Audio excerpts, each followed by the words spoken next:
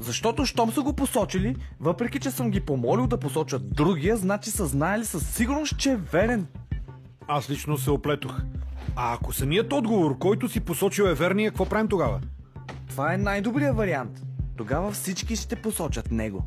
Добре, разбрах, да видим. Моля ви, гласувайте! Изглежда странната ти логика има успех. 100% за отговор А. Явно и знаещите и незнаещите са посочили него.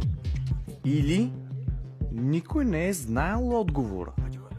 В такъв случай всички са посочили отговор А. А всъщност правилният отговор да е Д. Мисля да поискам и третият си жокер. Ти ме разбиваш.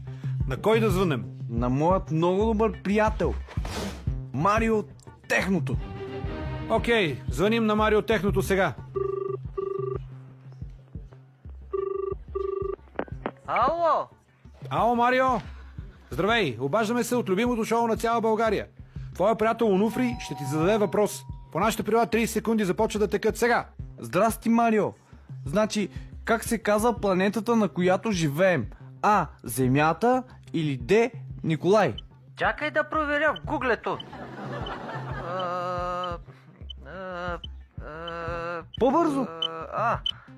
Земята. Мисля, че в последният момент каза Земята.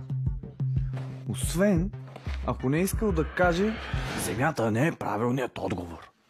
И така, нямаш повече жокери. Какво е окончателното ти решение? Какво ще избереш? Отказвам се. Но това ти е първият въпрос. Дори да не познаеш, не губиш нищо. Няма значение. Аз дойдох да докажа, че и ние блондините имаме нещо тук. И мисля, че постигнах целта си.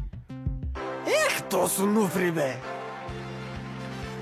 И така, дами и господа, Онуфри приключва